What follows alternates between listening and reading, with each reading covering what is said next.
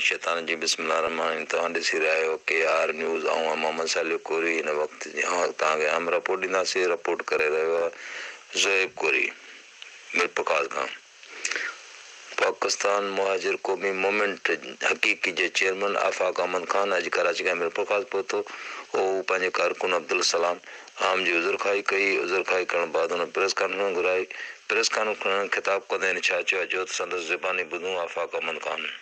उसने बाकायदा जो भोलू के कातिल जिनको देखा लोगों ने, जो यानी शाहिद थे उस वाक़े के, उनको मुख्तलिफ FIRओं में डाल दिया ताकि वो गवाही पर ना आ सकें।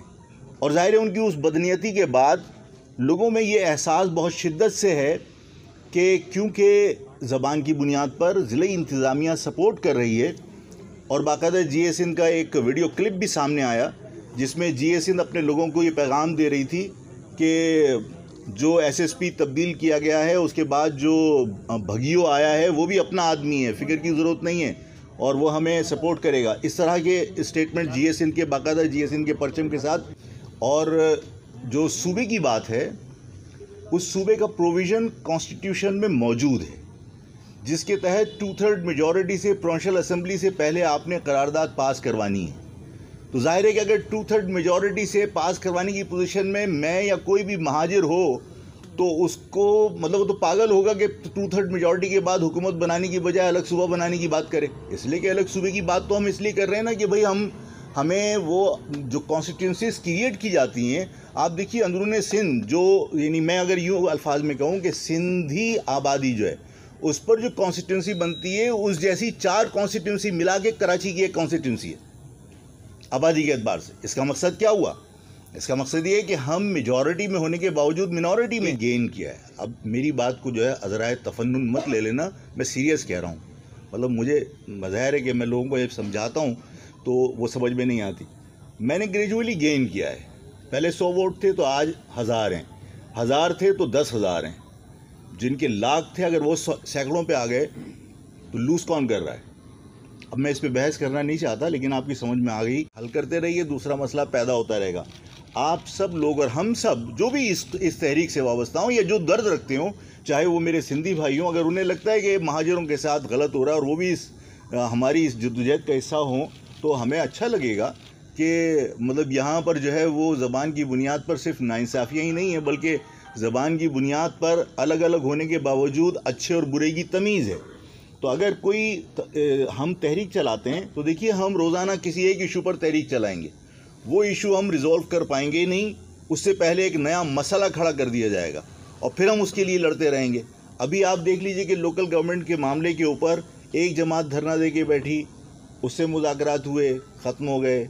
एक दोबारा धरना देने के लिए बैठी, उससे मुज़ाकरात हुए, धरना ख़त्म हो गया। मतलब एक अरसा कई माह से लोकल गवर्नमेंट के बिल को आप डिस्कस कर रहे हैं। जमात इस्लामी से भी मामलात हुए, PSP के साथ भी मामलात हुए। मुत्तहदा कौमी मूवमेंट ने फारूक सत्तार की जो पिटिशन थी उसको उन्होंने अपनी कामयाबी करार दिया। हम इसी में उलझे हुए हैं, लोकल गवर्नमेंट के मामलात। बात यह कि लोकल गवर्नमेंट के जो कानून तय कर रहे हैं, अगर मुराद अली शाह साहब ये कहें कि हम अक्सरियत में हम फ़ैसले करेंगे तो हम ग़ुलाम की हैसियत से उनके फ़ैसलों के मातहत रहें, इसलिए कि यहाँ कसरत राय पर फ़ैसले हो रहे हैं। यहाँ इत्तेफाक राय पे तो फैसले नहीं हो रहे, कोई किसी के दलाइल तो नहीं सुन रहा।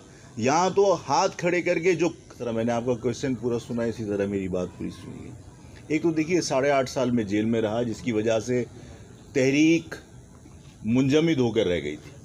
मेरे तमाम साथी, इवन हमारे अपने रिश्तेदार जो हमारे घर के लोग थे, मेरा भाई जिसका सियासत से कोई ताल्लुक़ नहीं, वो MPO में बंद कर दिया गया। और मुशर्रफ के दौर में हमारे साथ वो जुल्म ज़्यादती हुई कि जो तारीख़ में किसी सियासी जमात के साथ शायद ही हुई हो। यानी मैं 8.5 साल ऐसी जगह, ऐसा जेल में था कि जिसको हम कहते हैं कि मतलब हमें सूरज देखने की इजाज़त नहीं थी, बंद वार्ड जिसको कहते हैं आप। मेरी अदालत भी जेल में आती थी, मुझे बाहर जेल से अदालत भी इसलिए लेके नहीं जाया जाता था कि वहाँ लोगों से इसकी मुलाकात ना हो, लोग इसको देखकर उनमें कोई हौसला पैदा ना हो। बिल्कुल लाताल्लुक़ कर दिया था पूरी कौम से। और इसी तरह मेरे तमाम साथियों के साथ हुआ था कि तमाम साथी सिर्फ पार्टी से वाबस्तगी की बुनियाद पर बंद हुए। मेरे ख़ुद छोटे भाई जिनका सियासत ताल्लुक़ नहीं था सियासत से, انہیں بار بار MPO کے تحت بند کیا گیا. تو ان حالات میں ظاہر ہے کہ ایک بہت بڑا گیپ آ گیا. لیکن جب سے ہم جیل سے رہا ہوئے ہیں اس کے بعد سے ہم نے تنظیمی سرگرمیاں اپنی دوبارہ سے بحال کی ہیں اور ہم نے تمام جگہ تنظیم نو کی ہے. اندرون سندھ ظاہر ہے کہ کراچی کے معاملات کے اوپر گرپ کرنے کے بعد حیدرآباد تھا، پھر حیدرآباد کے بعد ناظرین تہی ہو مہاجر قومی مومنٹ حقیقی جو چیئرمین آفاق من جن جی میر خان پر کرنا بدھی